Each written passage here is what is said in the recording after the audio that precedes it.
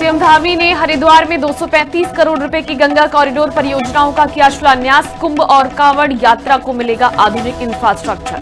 CM बोले, विकास और विरासत के विजन पर आगे बढ़ रही सरकार। कांग्रेस का मसूरी में जोरदार प्रदर्शन। दिल्ली में जंतर मंतर पर लाठीचार्ज जमकर हुआ। अब इसको लेकर विरोध सामने आ रहा है। आक्रोशित कांग्रेस कार्यकर्ताओं ने केंद्र सरकार का पुतला फूंका। बद्रीनाथ चढ़ावा चोरी मामले में बढ़ी सियासी रार। गणेश गोदियाल पर बीजेपी विधायक विनोद चमोली का बड़ा हमला। कहा, संदेह के घेरे में गोदियाल का कार्यकाल। हल्द्वानी नगर निगम में लखपति दीदी योजना के तहत सम्मेलन आयोजित। स्वयं सहायता समूहों से जुड़ी महिलाओं को आत्मनिर्भर बनाने पर जोर। हल्द्वानी के कुमाऊं में 1400 से ज्यादा साइबर शिकायतें दर्ज। 1 लाख रुपए से अधिक की ठगी पर एफआईआर अनिवार्य। नमस्कार, हिंदी खबर देख रहे हैं आप और मैं हूं आपके साथ मीनाक्षी सिसोदिया। हाजिर उत्तराखंड के खबरों के साथ। बुलेटिन की शुरुआत करेंगे अहम जानकारी के साथ। बता दें कि देहरादून से बड़ी खबर है। सीएम धामी से मिली है महिला मुक्केबाज निकिता चंद।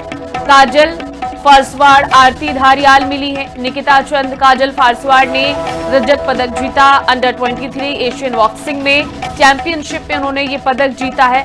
आरती ने गोल्ड बेल्ट बॉक्सिंग प्रतियोगिता में भी स्वर्ण पदक जीता। उत्तराखंड की महिला बॉक्सरों को सीएम ने सम्मानित किया है और ये इस वक्त तस्वीरें भी आपको दिखा रहे हैं। तो सीएम धामी से महिला मुक्केबाजों ने मुलाकात की है। एक और बड़ी खबर देहरादून से, जहां पर राज्यपाल से मिले हैं major general MPS Gill. GOC Uttarakhand sub area major general Gill लोक भवन में राज्यपाल से शिष्टाचार मुलाकात करते हुए, जिसकी तस्वीर आपके सामने।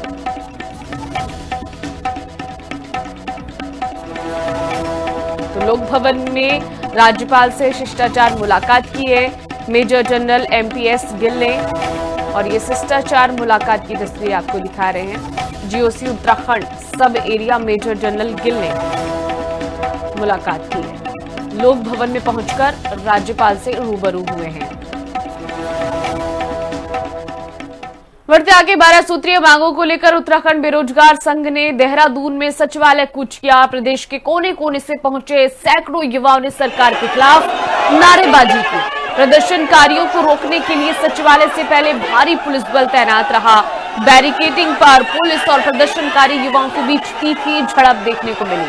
रोजगार और अपनी विभिन्न मांगों पर अड़े युवा पुलिस के रोके जाने के बाद सड़क पर ही डटे रहे।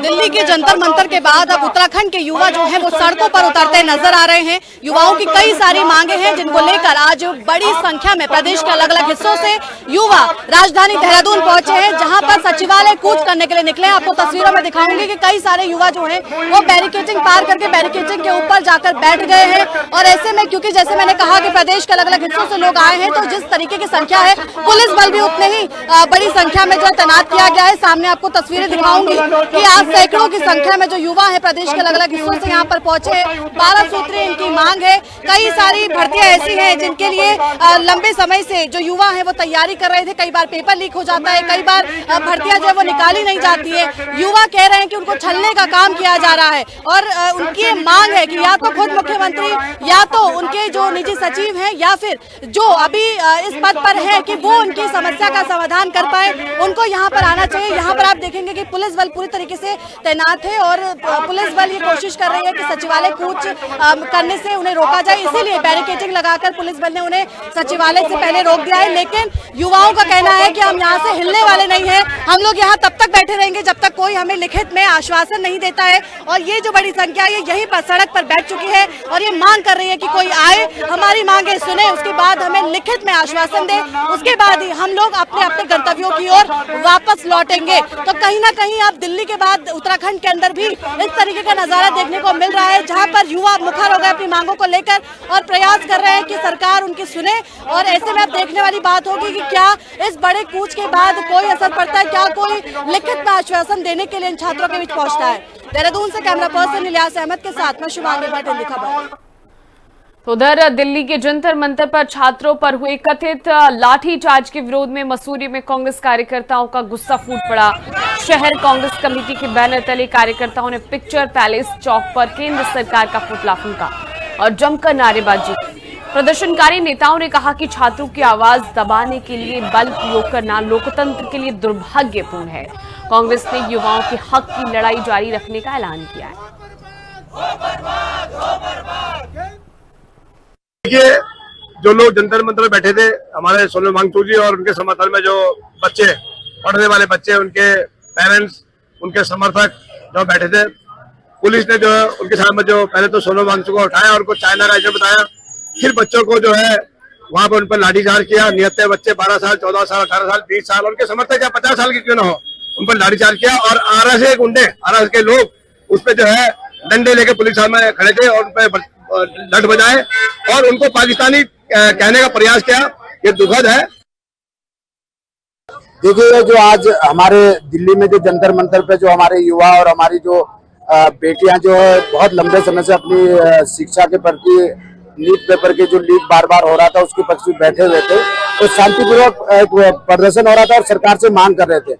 लेकिन अचानक जो है कल भारतीय जनता पार्टी द्वारा जो वहां पर अपने आरएसएस के और भाजपा के गुंडों को भेज वर्दी में भेज करके, बिना नेम प्लेट के भेज करके, और जो आज हमारे युवाओं पे लाठियां बांधी गई है। और मैं आपको बता देता हूं कि लाठियां नहीं, पुलिस ने तो पैर नहीं, पूरे बच्चों के सिर फाड़ दिए हैं।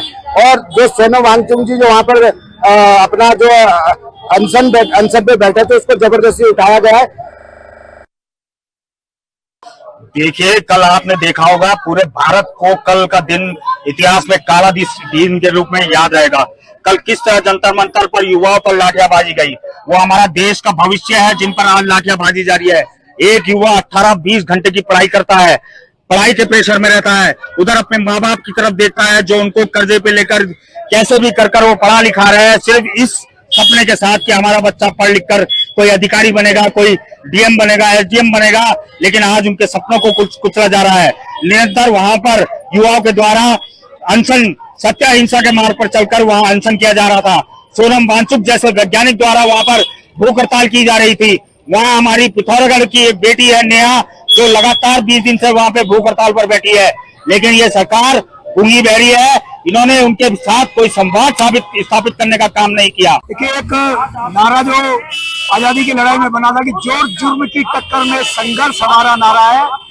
आज लोकतंत्र को बचाने के लिए जो इस देश के अंदर लोकतंत्र को खत्म करने के लिए बैठी हुई सरकार है, जिसका नेतृत्व नरेंद्र मोदी और अमित शाह कर रहे हैं, और ये देश जिनको बेचा रहा है अडानी और अंबानी को, उनके खिलाफ हम ये आज यहाँ पर प्रदर्शन कर रहे हैं।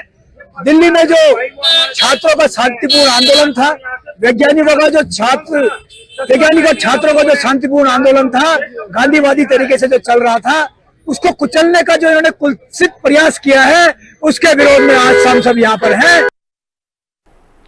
अल्मोड़ा में दिल्ली में छात्रों पर हुए कथित लाठीचार्ज के विरोध में आर्यन छात्र संगठन ने उग्र प्रदर्शन किया। कार्यकर्ताओं ने केंद्रीय शिक्षा मंत्री धर्मेंद्र प्रधान का पुतला फूंककर उनके इस्तीफे की मांग की और केंद्र सरकार के खिलाफ जमकर नारेबाजी की। छात्रों का कहना है कि लोकतांत्रिक आवाज को दबाने के लिए बल प्रयोग करना दुर्भाग्यपूर्ण है। उन्होंने चेतावनी भी दी कि यदि न्याय नहीं मिला तो प्रदेशव्यापी आंदोलन किया जाएगा। दिल्ली सरकार मुर्दाबाद। निशान पांडे के नेतृत्व में आर्यन छात्र संगठन अल्मोड़ा ने इस शोभन सिंह जीना परिसर में कल हुए जो भी पूरा मामला है उसके विरोध में यहाँ पुतला दहन किया है। कल दिल्ली में जिस तरह छात्रों को लाठीचार्ज की गई, उससे पूरा देश का युवा आहट किया है, जिसमें जो है हमारे जो छात्र हैं उन पर जो लाठीचार्ज किया है वो लोकतंत्र में नहीं है। लोकतंत्र में सवाल से जवाब दिया जाना चाहिए। जिन छात्रों के हाथ में आज किताबें होनी चाहिए थी, उन छात्रों को आज सड़कों पर संघर्ष के लिए मजबूर होना पड़ रहा है। छात्रों के साथ जो भी हुआ वो बहुत दुर्भाग्यपूर्ण और चिंताजनक है। उन पर लाठीचार्ज की, उन पर गैस के वो गोले फेंके गए, जो बहुत ही दुर्भाग्यपूर्ण और चिंताजनक है। छात्रों को अपना अधिकार है कि वो पढ़ाई, वो क्या कहते हैं, अपने सवाल पूछे, अपने क्या कहते हैं सरकार से सवाल पूछने का अधिकार छात्रों को है। ये अधिकार छात्रों से छीन कर उन पर मारपीट कर रहे हैं, उन पर लाठीचार्ज कर रहे हैं। ये बहुत ही निंदनीय विषय है। हम आज शांतिपूर्वक पुतला दहन किया है हमने आज, और मैं इस वीडियो के माध्यम से सरकार को चेता देना चाहता हूँ कि अगर जल्द से इस पे कोई कार्रवाई नहीं हुई तो हम जल्द एक बहुत बड़ा उग्र आंदोलन अल्मोड़े से करेंगे। चंपावत जिले के लोहा घाट में पंचेश्वर टैक्सी स्टैंड पर एनएच की लापरवाही से भड़के टैक्सी चालकों ने जोरदार प्रदर्शन किया। चालकों का आरोप है कि राष्ट्रीय राजमार्ग पर बने बड़े बड़े गड्ढों को भरने का काम शुरू तो किया गया, लेकिन उसे अधूरा छोड़ दिया गया। बारिश के कारण ये सड़क अब तालाब में तब्दील हो चुकी है, जिससे हादसों का खतरा बढ़ गया है। चालकों ने एनएच विभाग से गड्ढों को जल्द भरने की मांग की। हमारा अनुरोध है कि कृपया ये गड्ढे जल्दी से जल्दी एक दो दिन के अंदर में बंद कर दिए जाएं। इसमें बहुत खतरा हो रहा है, कई बार बाइक वाले रपट रहे हैं और अन्यथा ये एक दो दिन के अंदर में काम नहीं होता तो हम आंदोलन के लिए बाध्य रहेंगे। परेशानी ये हो रही है सर, ये पहले भी हमने आवाज़ उठाई थी, ये थोड़ा डाल गए हैं 2-4 मीटर, उसके बाद ये बंद है। आज ये दूसरी झील बन गई है लोहाघाट में। हो सकता है इसमें परसों एक स्कूटी वाला रपट गया था, वो पूरा घुस के यहाँ से गया। अब हम चाहते हैं कि तुरंत इसको अगर सही किया जाए तो बच्चा भी गिर गया। अब लंबी रोड पे आ रहे हैं, वो ऊपर नीचे जाने के बाद इसी में से जा रहे हैं, साइड में जो सवारी खड़ी रह रही है उनके ऊपर पानी के छींटे पहुँच जा रहे हैं। तो हाँ, हम चाहते हैं कि इसको तुरंत बंद किया जाए। जैसे यहाँ पे पूरा हो रहा है, मैं इंटरलॉक की मांग कर रहा हूँ, इंटरलॉक की मांग नहीं हो रही तो ये सीमेंटेड कंक्रीट डाल दिया जाए। तो बहुत ज़्यादा ही है पब्लिक को। ये दिक्कत ये है कि मेन तो चौराया है, एक हाईवे, एक बॉर्डर रोड है, यहाँ पर ट्रैफिक दुनिया भर का है। कई स्कूटी वाले रपट गई है, कई बाइकें रपट गई है, कई कार रपट गई है और सीधे ऐसे हो रहे हैं कि आते आने सवारी को बहुत ही दिक्कत हो रही है। तो मांग ये है कि इसको जल्दी किया जाए, इंटरलॉक किया जाए, सीमेंट किया जाए, जल्दी किया जाए। दिल्ली में जंतर मंतर पर प्रोटेस्ट कर रहे युवा छात्रों के ऊपर लाठीचार्ज के विरोध में ऋषिकेश में एनएसयूआई और युवा कांग्रेस के केंद्र सरकार का पुतला दहन किया गया। बता दें कि इस दौरान पुलिस और कांग्रेस कार्यकर्ताओं के बीच तीखी नोकझोंक भी हुई। कांग्रेस नेताओं ने कहा कि केंद्र सरकार लोकतंत्र की हत्या करने का काम कर रही है, जो निंदनीय है। अभी यूथ कांग्रेस और एनएसयूआई ने एक निर्णय लिया कि जो दिल्ली के अंदर बर्बरता सरकार के द्वारा की गई, प्रदेश सरकार के द्वारा जो बर्बरता की गई है, उस बर्बरता के विरोध में छात्रों और युवाओं की जो पिटाई की गई है, बिल्कुल ऐसा लग रहा था जैसे जलियांवाला बाग में जनरल डायर ने आदेश दिया था उस समय देश के आंदोलनकारियों को जो शांतिपूर्वक अपनी सभा कर रहे थे। उसी प्रकार देश के युवा, देश के बेरोजगार, देश के छात्र अपने एक शांतिपूर्वक मार्च को लेकर एक ऐसे व्यक्ति का इस्तीफा लेना चाह रहे थे जो उनके भविष्य के साथ खिलवाड़ कर रहा था। लेकिन देश की सरकार ने दूसरे जनरल डायर के रूप में नरेंद्र मोदी जी और उनकी जो पुलिस थी, उस पुलिस ने जो बर्बरता दिखाई, किसी को करंट लगाया, टीयर गैस छोड़े, किसी को लाठी से मारा, किसी को कील लगी हुई लाठी से मारा। लगातार देश में जिस तरह से पेपर लीक का मामला बहुत ज्यादा बढ़ गया है, छात्रों पे दिल्ली में जिस तरह से लाठीचार्ज और आंसू गैस के गोले छोड़े गए, उनके बंदूकें तक तानी गई है। इस तरह के लोकतंत्र की हत्या जिस तरह से देश की सरकार जो कर रही है, उसके खिलाफ आज हम यहाँ पे पुतला दहन कर रहे हैं। लगातार एनएसयूआई की मांग रही है कि धर्मेंद्र प्रधान को अपना इस्तीफा देना चाहिए। जौनपुर विकासखंड की बदहाल और क्षतिग्रस्त सड़कों के मुद्दे पर दर्जाधारी राज्य मंत्री गीता रावत ने लोक निर्माण विभाग तथ्यूड़ के अधिशासी अभियंता से मुलाकात की। उन्होंने जर्जर सड़कों की तत्काल मरम्मत की मांग उठाई। गीता रावत ने कहा कि क्षेत्र की अधिकांश मोटर मार्ग गड्ढों और जल भराव से प्रभावित हैं, जिससे स्कूली बच्चों, मरीजों और आम लोगों को भारी दिक्कतों का सामना करना पड़ रहा है। अधिशासी अभियंता ने भरोसा दिलाया कि सभी मार्गों का निरीक्षण कर प्राथमिकता के आधार पर मरम्मत कार्य शुरू किया जाएगा। देखिए, आज हम आए थे, तत्यूड़ में आए थे, तो बहुत सारी जगह मैंने बल्कि क्षेत्र भ्रमण के दौरान पाया कि सभी जगह जो है सड़कें क्षतिग्रस्त है। तो आज हम ऑफिस में आए थे, एक्शन सर से मिलने के लिए आए थे। तो सभी लोग जो हमारे रोहतक की दिल्ली से आए हैं, तत्यूड़ मराड़ा मोटर मार्ग है, बेटी की मोड़ा मोटर मार्ग है, हमारा दुर्गापुर ककरू मोटर मार्ग है, हमारा भुया सारी मोटर मार्ग है, अज्ञारना वाली रोड है, तत्यूड़ केम्पटी मोटर मार्ग है, पूरा सीएससी ढाणा वाला मोटर मार्ग है। तो जो क्षतिग्रस्त है उसके लिए हमने कहा है कि आप जो त्वरित व्यवस्थाएं हो सकती है वो आप करिए। आज राज्य मंत्री महोदया जी आई हैं और उन्होंने कई सारी बातें जो है इस जौनपुर ब्लॉक के संबंध में जो है समस्याएं उठाई हैं। और उनका, क्योंकि मुझे ज्यादा समय यहाँ हुआ नहीं है और एक एक करके हम जो है सारे मार्गों को देख रहे हैं और जहाँ भी जैसा जैसा प्राथमिकता हो रही है उसके आधार पर हम कार्य कर रहे हैं। जिन पर हमारे विभाग के माध्यम से कार्यवाही अपने स्तर से हो सकती है उसको हम शीर्ष प्राथमिकता के तौर पर देख रहे हैं जैसे अभी जौनपुर के ब्लॉक में जैसे CHC का मामला आया है, वहाँ गड्ढों का भराव या कहीं नाली की समस्या है या कहीं पर जो है सिर्फ सफाई का मामला है, तो उसको हम प्राथमिकता से एक एक करके मार्गों को देख रहे हैं और मार्गों पर जा जाके जहाँ जहाँ जो आवश्यकता है उसके अनुसार कार्य इस प्राथमिकता के अनुसार कराएंगे।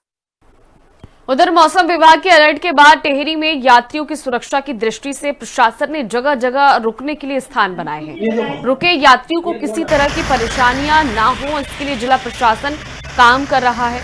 यात्रा सुचारू तरीके से चले, इसके लिए भी प्रशासन लगातार काम कर रहा है। कहते हैं कि मानसून का सीज़न शुरू हो चुका है और क्योंकि सेंसिटिविटी बनी रहती है मानसून में, कल भी रेड अलर्ट था और आने वाले कुछ टाइम पे भी अलर्ट्स हैं, तो हम लोग सुरक्षा यात्रा कराने के लिए हमारा एक पर्पज़ ये रहता है कि जब हम वेदर की फोरकास्टिंग देखते रहते हैं तो समय से जब भी रेड अलर्ट होता है तो हम यात्रियों को देर रात या सुबह अर्ली मॉर्निंग जो होता है, जब बारिश का समय होता है या बहुत ज़्यादा अधिक बारिश का भी दिन में फोरकास्ट होता है, तो हम लोगों को नीचे अपने होल्डिंग एरियाज में ही रुकवाते हैं। मुनि की रेती डालवाला से नीचे हम लोग का IDPL जो ऋषिकेश डिस्ट्रिक्ट देहरादून पड़ता है, वो बहुत बड़ा होल्डिंग एरिया है, वहीं पर रुकवाने के निर्देश कमिश्नर महोदय द्वारा हमें दिए गए हैं। हम लोग कोऑर्डिनेट करते हैं दूसरे जिलों के साथ, और यदि बीच में भी अगर हो तो हम लोगों ने ऐसे सभी स्थान बनाए हुए हैं। हमारी पुलिस भी जो है और हमारे जो प्रशासन के लोग हैं वो समय समय पर लोगों को सभी जो आवश्यक सूचनाएं होती हैं वो डिसेमिनेट करने में कार्यरत रहते हैं। चार धाम यात्रा लगातार जोर और शोर से चल रही है। ऐसे में जब आपदा विभाग द्वारा भी जो है अलर्ट जारी किया गया है ताकि चार धाम यात्रा में जाने वाले श्रद्धालुओं को कोई दिक्कत न हो। टिहरी जिला प्रशासन जिलाधिकारी टिहरी नीतिका खंडेलवाल ने भी अधिकारियों से फीडबैक ली है कि चार धाम यात्रा में जाने वाले जो यात्री हैं उनको कहीं कोई दिक्कतों का सामना न करना पड़े।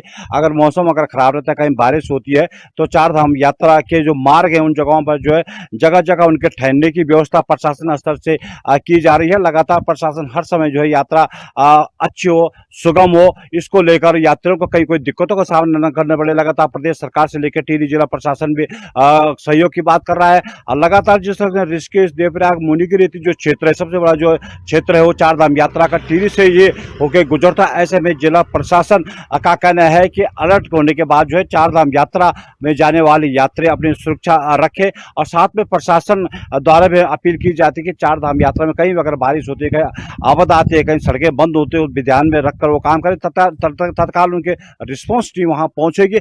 ऐसे में जो है चार धाम यात्रा जो है सुचारू चल रही है, और हम भी यही प्रार्थना करते हैं कि चार धाम यात्रा इसी तरह जो है लगातार बने रहे और प्रशासन का पूरा सहयोग जो चार धाम यात्रा में आने वाले यात्रियों को मिलता रहे। बज्जगो तोवाल, हिंदी खबर, टिहरी गढ़वाल। अब खबर विकासनगर से है, जहां पर लगातार बारिश से कालसी चक्राता मुख्य मार्ग जाजरेट पर मलबा आने से कई घंटे तक बाधा की स्थिति देखने को मिली। दूसरी ओर हरिपुर मिनस मार्ग भी मलबा आने से बंद हो गया, जिसकी वजह से लोगों को काफी दिक्कतों का सामना करना पड़ा। एक वाहन सड़क पर आए मलबे को पार करते समय फंस गया, जिसे स्थानीय लोगों ने धक्का देकर निकालने की कोशिश की।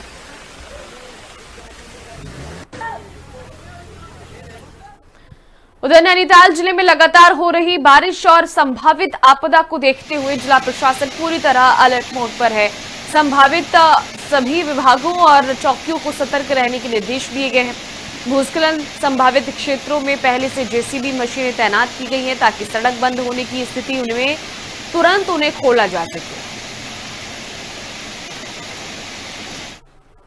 तराई क्षेत्र भी है और पर्वतीय क्षेत्र तो है ही।